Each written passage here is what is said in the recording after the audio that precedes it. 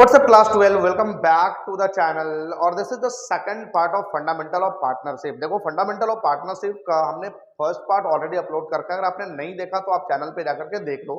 और second part जो मैं आज करा रहा हूँ तो देखो फर्स्ट पार्ट में हमने आपको क्या कराया था, लास्ट टॉपिक हमने कराया था द पार्टनरशिप डीड। अब पार्टनरशिप डीड क्या होता है कि अगर तीन पार्टनर्स हैं तो तीनों पार्टनर्स एक पॉइंट पे आकर के अग्रीड हो रहे हैं तो उसके लिए एक एग्रीमेंट बनाया जाता है। बेसिकली तीनों पार्टनर्स अपने फर्म को ऑपरेट करने से रिलेटेड जितने भी रूल्स एंड रेगुलेशंस होते हैं उसका एक एग्रीमेंट बनाते हैं, एक एग्रीमेंट पेपर क्रिएट करते हैं, उसको हम लोग बोलते हैं पार्टनरशिप डीड। अब पार्टनरशिप डीड में क्या क्या कंटेंट्स आते थे, मैंने टोटल 20 कंटेंट्स आपको लिखाया था, 20 कंटेंट्स आपको कराया था। अब उसके बाद जो आज के वीडियो में हमने देखना है वो काफी इंपॉर्टेंट टॉपिक है। सबसे पहला तो the importance of partnership deed, कि अगर पार्टनरशिप डीड हम लोग क्रिएट कर रहे हैं, सारे पार्टनर्स क्रिएट कर रहे हैं तो उसका क्या इंपॉर्टेंस है, क्या इंपॉर्टेंट रोल प्ले करने वाला है एक partnership deed in the case of partnership. और दूसरा, उस पार्टनरशिप डीड को अगर हम लोग ना बनाए यानी हम लोग पार्टनरशिप डीड क्रिएट ही ना करें तो उस केस में पार्टनरशिप में क्या रूल चलने वाला है, तो provision applicable in the absence of partnership deed. ये दो टॉपिक हमने आज के वीडियो में कवर करना है और आज का वीडियो काफी इंपॉर्टेंट होने वाला है, क्योंकि अगर आज आपने समझ लिया तो आगे इस चैप्टर्स को सॉल्व करना है, इस चैप्टर्स के सारे प्रॉब्लम्स को सॉल्व करना काफी इजी हो जाए। तो चलो विदाउट वेस्टिंग एनी टाइम हम लोग आते हैं सीधे टॉपिक पे। सबसे पहला टॉपिक है the importance of partnership deed. अब importance of partnership deed basically क्या होता है कि एक पार्टनरशिप डीड हम लोग अगर क्रिएट करते हैं पार्टनरशिप में तो वो क्या इंपॉर्टेंट रोल प्ले करेगा। तो सबसे पहला, it regulates the rights, duties and liabilities of the partners. यानी जितने भी पार्टनर्स हैं हमारे फर्म में उनका राइट्स क्या है, उनके ड्यूटीज क्या है और उनका लाइबिलिटी यानी उनका रिस्पॉन्सिबिलिटी क्या है टुवर्ड्स द फर्म, ये सारे एक्सप्लेन करेगा partnership deed. Next, it helps to avoid any misunderstanding amongst the partner. अगर पार्टनर्स के बीच में कोई भी मिसअंडरस्टैंडिंग हो जाता है तो उस मिसअंडरस्टैंडिंग को खत्म करने का काम, अवॉइड करने का काम पार्टनरशिप डीड ही करेगा।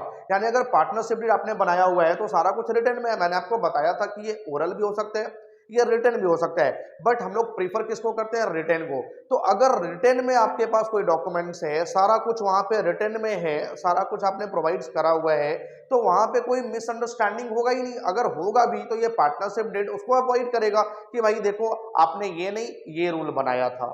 उसके बाद, any disputes among the partners may settled easily as the partnership deed may be readily referred to। अब जो यहाँ पे पार्टनरशिप डीड है उस पार्टनरशिप डीड के हेल्प से बेसिकली अगर फ्यूचर में कोई भी डिस्प्यूट्स अराइज होता है पार्टनर्स के बीच तो उस डिस्प्यूट्स को इजिली सॉल्व करा जा सकता है, क्योंकि आपके पास सारे कुछ रिटर्न में है और रिटर्न आपके पास एक प्रूफ के तौर पे काम करता है। तो जो भी डिस्प्यूट्स अराइज होगा अगर किसी भी मैटर्स को लेकर के तो आपके पास उसके लिए रिटर्न प्रूफ है, आप उसको दिखा करके उस डिस्प्यूट्स को खत्म कर सकते हो। तो ये तीन पॉइंट पे देखना है कि सबसे पहला आपके हर एक पार्टनर्स का राइट्स, ड्यूटी और रिस्पॉन्सिबिलिटीज बताता है। अगर पार्टनर्स के बीच में कोई मिसअंडरस्टैंडिंग हो जाता है तो उसको दूर करने का काम भी करता है, अवॉइड करने का काम भी करता है। और अगर पार्टनर्स के बीच में किसी भी तरह का कोई डिस्प्यूट्स अराइज हो जाता है इन फ्यूचर तो उस डिस्प्यूट्स को दूर करने का काम भी पार्टनरशिप डीड करता है। अब उसके बाद सबसे इंपॉर्टेंट टॉपिक हमारा है rules applicable in the absence of partnership deed. Question बनाते समय, क्वेश्चन सॉल्व करते समय भी बेसिकली ये रूल्स तो हमें माइंड में रख के चलने होंगे कि अगर पार्टनरशिप डीड हमने बनाया ही नहीं, पार्टनर्स ने पार्टनरशिप डीड बनाया ही नहीं, तो उस केस में कौन सा रूल चलने वाला है पार्टनरशिप में, कौन से रूल्स को हम लोग एप्लीकेबल करेंगे पार्टनरशिप में। तो देखो सबसे पहले बोल रहा है in the absence of partnership deed और if the partnership deed is silent on a certain point. अगर हमारा पार्टनरशिप डीड एब्सेंस है, हमने बनाया ही नहीं है, या फिर पार्टनरशिप डीड इन सारे पॉइंट्स के बारे में बिल्कुल साइलेंट है, the following provision of partnership act 1932 will be applicable. तो उस केस में पार्टनरशिप एक्ट 1932 का कुछ प्रोविजंस एप्लीकेबल होगा। क्या क्या प्रोविजंस एप्लीकेबल होंगे? सबसे फर्स्ट है हमारे पास इंटरेस्ट ऑन कैपिटल। अब देखो इंटरेस्ट ऑन कैपिटल होता क्या है कि यहाँ पे जितने भी पार्टनर्स हैं वो फर्म में कैपिटल लगाते हैं, जितने भी हमारे पार्टनर्स हैं ये सारे पार्टनर्स फर्म को कैपिटल देते हैं। यानी अब कैपिटल देते हैं तो उस पर इनको इंटरेस्ट मिलता है। क्यों इंटरेस्ट मिलता है सबसे पहले वो समझो। ये पार्टनर्स बोलते हैं कि भाई जो पैसा हमने फर्म को कैपिटल्स के रूप में प्रोवाइड करा है वो पैसे को अगर हम बैंक में रखे हुए होते तो बैंक हमको इंटरेस्ट देती। अब बैंक अगर हमको इंटरेस्ट देती लेकिन वो पैसा हमने बैंक में नहीं रखा, हमने फर्म को दे दिया, तो मैं फर्म से भी इंटरेस्ट लूंगा, जिसको हम लोग बोलते हैं इंटरेस्ट ऑन कैपिटल। तो यहाँ पे अगर पार्टनरशिप डेट साइलेंट है या पार्टनरशिप डेट एब्सेंस है तो जितने भी पार्टनर्स का कैपिटल लगा हुआ है उसके कैपिटल पे कोई इंटरेस्ट नहीं मिलने वाला है, यानी आईओसी इंटरेस्ट ऑन कैपिटल देना ही नहीं है अगर पार्टनरशिप डेट साइलेंट है। कोई पार्टनर्स कितना भी कैपिटल लगा ले, इसके कैपिटल पे जो इंटरेस्ट मिलने वाला था ये इंटरेस्ट अब बिल्कुल भी नहीं मिलने वाला है। नेक्स्ट है हमारे पास इंटरेस्ट ऑन ड्रॉइंग। अगर कोई भी पार्टनर्स अपने पर्सनल यूज के लिए बिजनेस से पैसा निकालता है, फर्म से पैसा निकालता है, तो फर्म उस निकाले गए पैसे पे पार्टनर से इंटरेस्ट चार्ज करता था, जिसको हम लोग आईओडी इंटरेस्ट ऑन ड्रॉइंग बोलते हैं। लेकिन अगर पार्टनरशिप डेट हमारा एब्सेंस है, हमने कोई पार्टनरशिप डेट नहीं बनाया, साइलेंट है, तो उस केस में फर्म इनके ड्रॉइंग पे कोई इंटरेस्ट चार्ज नहीं करेगा। No interest will be charge on drawing, drawing पे भी कोई इंटरेस्ट चार्ज बिल्कुल नहीं करना है। नेक्स्ट है हमारे पास प्रॉफिट शेयरिंग रेशियो। अब देखो प्रॉफिट शेयरिंग रेशियो क्या होता है कि तीन पार्टनर्स थे, एक्स था, वाई था, जेड था। अब एक्स जो है ये सबसे ज्यादा काम करता है, ये सबसे ज्यादा मेहनत करता है फर्म में, तो इसका प्रॉफिट भी था 3। वाई उससे थोड़ा कम करता है तो प्रॉफिट था 2, और जेड एकदम से कम करता है तो 1। यानी हमारा जो प्रॉफिट शेयरिंग रेशियो था ये था 3:2:1, यानी जो भी प्रॉफिट्स बंट रहा था वो 3:2:1 के रेशियो में बंट रहा था। बट यहाँ पे पार्टनरशिप डीड हमने बनाया नहीं। अब अगर आपने पार्टनरशिप डीड बनाया है तब तो आप खुद ही डिसाइड कर लो कि आप प्रॉफिट्स को किस रेशियो में बांटोगे सारे पार्टनर्स के बीच।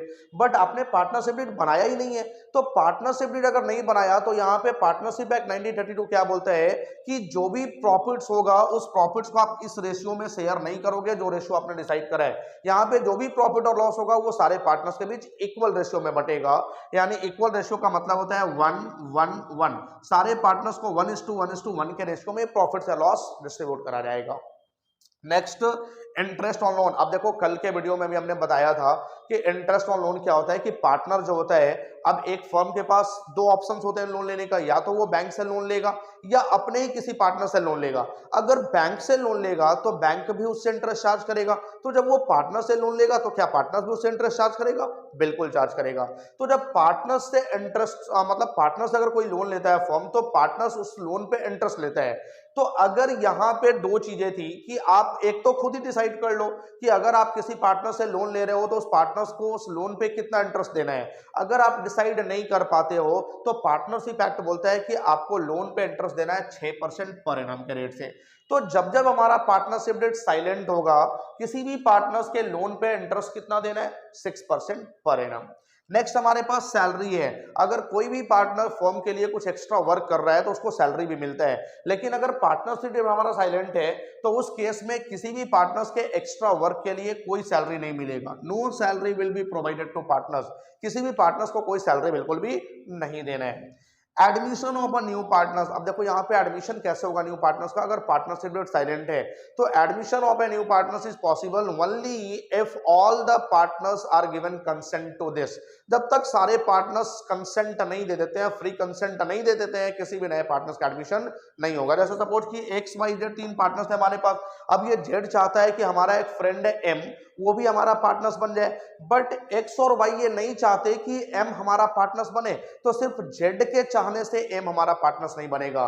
लेकिन अगर ये सारे पार्टनर्स कंसेंट दे देते हैं एक्स वाई और जेड, तो एम हमारा पार्टनर्स बन सकता है। तो admission of new partners is possible only if all the partners given a free consent to the admission of a partner.